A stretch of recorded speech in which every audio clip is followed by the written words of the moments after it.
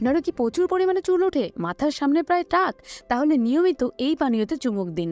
তাতে আপনার শরীরও ভালো থাকবে, সেই সঙ্গে চুলের অন্যান্য সমস্যাও চলে আসবে নিয়ন্ত্রণে।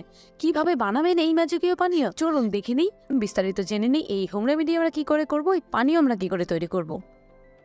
তো এই রেমেডিটা তৈরি করার জন্য সবার প্রথম আমাদের যে ইনগ্রিডিয়েন্টসটা লাগবে সেটা হচ্ছে কালো জিরে। বন্ধুরা, কালো জিরে আমাদের চুলের জন্য যে কি দারুণভাবে উপকার করে থাকে। কালো জিরে চুল পড়া বন্ধ করতে এবং চুলের বৃদ্ধি বাড়াতে কিন্তু সাহায্য করে।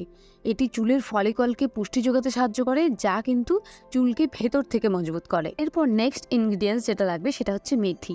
মেথি তো আমরা কম বেশি জেনেই থাকি যে মেথি কতটা ভালো আমাদের চুলের জন্য। বন্ধুরা, এই মেথি কিন্তু আমাদের চুলের অনেক রকম সমস্যা সমাধান করে থাকে।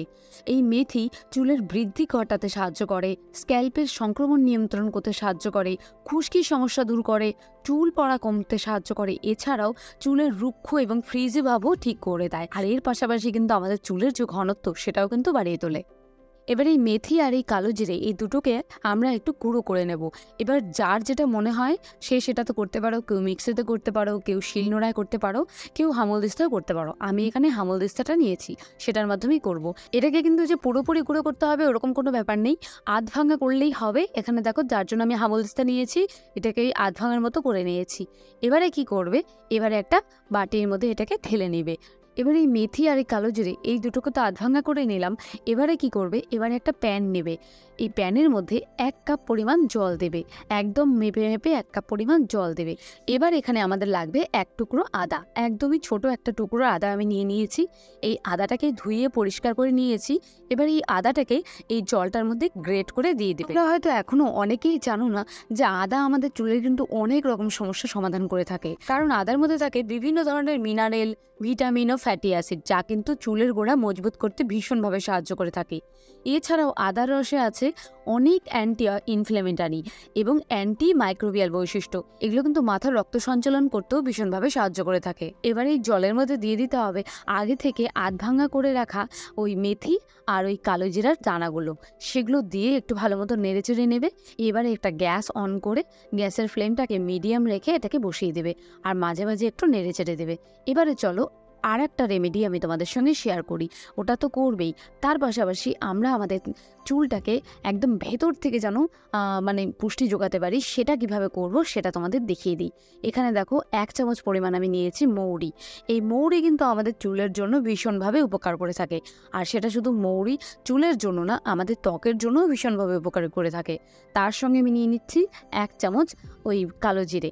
1 চামচ মৌরি নিলাম, এবার তার সঙ্গে নিলাম 1 চামচ কালো জিরে। এই মৌরি আর কালো জিরে, এবারে এর সঙ্গে আমি অ্যাড করব 1 চামচ মেথি। এই তিনটে জিনিসই আমাদের চুলের জন্য ভীষণভাবে উপকারী। ওজন কমানো এবং হজম থেকে শুরু করে তার সঙ্গে ত্বকের স্বাস্থ্য, তার সঙ্গে সঙ্গে আমাদের চুলের স্বাস্থ্য, সমস্তটা কিন্তু আমাদের মৌরির জলের মধ্যে লুকিয়ে আছে। তাই মৌরির জল যদি আমরা প্রতিদিন সকালে পান করতে পারি, আমাদের মানে ত্বক, চুল, হেলথ মানে শরীর সমস্তটা কিন্তু ভালো থাকবে। এবারে কি করবে, রাতে ঘুমোতে যাওয়ার আগে এই তিনটে জিনিসই 1 চামচ করে নিয়ে একটা গ্লাসে বা কাপের মধ্যে দিয়ে ভিজিয়ে রাখবে। নর্মাল যে জল আমরা খাই সেই জল দিয়ে এটাকে ভিজিয়ে রাখবে। আর এর সঙ্গে কালো জিরা আর মেথি ভিজানো যে আছে তার গুণাগুণ নিয়ে আমি আর কিছু বলবো না, কেননা মেথি ভিজানো জল তো আজ থেকে না, সেই যুগ যুগান্তর থেকে চলে আসছে মেথি ভিজানো জল খাওয়ার নিয়ম। সেটা নিয়ে আমি তোমাদের সঙ্গে শেষে কথা বলছি। এদিকে দেখো, গ্যাসের মধ্যে যে আমি যেটা বসিয়েছিলাম সেটা কিন্তু অন্ততপক্ষে 5 মিনিট ধরে এটাকে ফোটাতে হবে, একদম লো মিডিয়াম করে। এটাকে 5 মিনিট ধরে লো মিডিয়াম করে ফুটিয়ে নিয়ে এটাকে ঠান্ডা করে নেবে। অবশ্যই ঠান্ডা করে নেবে, গরমটা কাচের পাত্রে ঢেলো না, তাহলে ফেটে যেতে পারে কাচের পাত্র। এবারে একটা স্ট্রেনারের সাহায্যে, অর্থাৎ একটা যে কোনো ছাঁকনির সাহায্যে এটাকে ছেঁকে নেবে। আর এটা হয়ে গেছে কখন বুঝবে, দেখবে একটা গাঢ় মানে জলটা না একদম গাঢ় হয়ে যাচ্ছে, কারণ আদা দেওয়ার ফলে না, আদা দিয়ে যখন কোনো কিছু ফোটানো হয় সেটা দেখবে গাঢ় হয়ে যায় জলটা, সেটা গাঢ় হয়ে যাবে, মেথির দানাটাও সেদ্ধ হয়ে যাবে অনেকটাই, তো সেটা কিন্তু আমাদের তখন তৈরি হয়ে যাবে। এবারে তোমরা এখানে কি করবে, তোমাদের মাথার স্ক্যাল্পে যদি প্রচণ্ড পরিমাণে খুশকি হয়ে থাকে, রাফ হয়ে থাকে, প্রচণ্ড ধুলোবালি পড়ে থাকে, তাহলে কি করবে, একটা লেবুর 4 ভাগের 1 ভাগ অংশ নেবে, নিয়ে 3-4 ফোঁটা রস এখানে দিতে পারো, এবং চাইলে তোমরা এটা স্কিপ করতেও পারো, কোনো অসুবিধা নেই। এবার আমি এখানে 3-4 ফোঁটা লেবুর রস দিয়ে দিলাম, দিয়ে একটু মিশিয়ে নিলাম। এবারে কি করবে, একটা কটন বল নেবে, সেই কটন বলের সাহায্যে এটাকে আমাদের স্ক্যাল্পে খুব ভালো মতো মাসাজ করতে হবে। তো এটাকে লাগানোর আগে অবশ্যই চুলটাকে খুব ভালো মতো আঁচড়ে নেবে, কেননা যে কোনো জিনিস চুলের মধ্যে অ্যাপ্লাই করার আগে তোমরা যদি হেনাও করে থাকো তবু আমি বলবো অবশ্যই চুলটাকে খুব ভালো মতো আগে আঁচড়ে নেবে, তারপরে যে কোনো জিনিস অ্যাপ্লাই করবে চুলের মধ্যে। এবার একটা তুলোর সাহায্যে এটা দিয়ে আমাদের মাথার স্ক্যাল্পে খুব ভালো মতো কিন্তু এই রসটা পৌঁছে দিতে হবে, মানে প্রত্যেকটা চুলের গোড়ায় যেন এই রসটা পৌঁছায় সেটা আমাদের খেয়াল রাখতে হবে। এটা কিন্তু আমাদের সারা চুলে দেওয়ার প্রয়োজন নেই, শুধু স্ক্যাল্পে দিলেই হবে।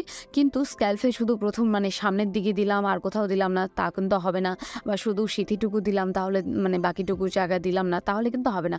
পুরো স্ক্যাল্প তোমাকে ভালো করে এটাকে দিতে হবে, যদিও এটা একা একা দেওয়া পসিবল হয় না, তাই আমি বলবো কারোর দ্বারাই অবশ্যই এটা দেওয়ার চেষ্টা করো। না হলে কি হবে, শুধু সামনের টুকুই তোমার এটা মানে পুষ্টিটা পাবে চুলটা, আর পেছন দিকটা কিন্তু পাবে না, বা মিডিল জায়গাটা যেটা আছে মাঝখানটা সেই জায়গাটা কিন্তু পুষ্টিটা পাবে না। সেই কারণে আমার দ্বারায় যতটুকু পসিবল হয়েছে আমি দিয়েছি, বাকিটা কিন্তু আমি আরেকজনের দ্বারায় গোটা স্ক্যাল্পে আমি এটাকে ভালো করে দিয়েছি। এবারে দেখো আমার এই রেমেডিগুলো করে না আমার অনেক এক্সট্রা হেয়ার গ্রোথ হয়েছে, তোমাদের আমি দেখিয়েও দিলাম। আচ্ছা, তোমাদের জন্য আরও একটা অন্য পদ্ধতি দেখিয়ে দিচ্ছি। তোমরা যদি তুলোর সাহায্যে না দিতে চাও, তোমরা কি করবে, আঙুলের মাথায় এভাবে নেবে, নিয়ে জাস্ট আঙুল দিয়ে এভাবে স্ক্যাল্পের মধ্যে মাসাজ দেবে। এতে না আমাদের স্ক্যাল্পের রক্ত সঞ্চালনও বাড়বে, তাতে কিন্তু আমাদের চুলের স্বাস্থ্য উজ্জ্বল ভালো হবে, তার সঙ্গে দিতেও সুবিধা হবে, যদিও এটা একটু টাইম সাপেক্ষ ব্যাপার।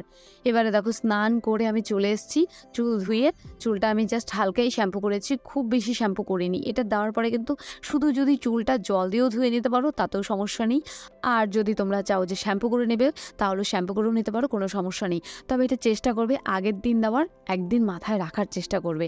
আর যদি কারো কারো দ্বারা সেটা পসিবল না হয় তাহলে অবশ্যই 2 থেকে আড়াই ঘন্টা আগে স্ক্যাল্পে লাগিয়ে রেখে দেবে।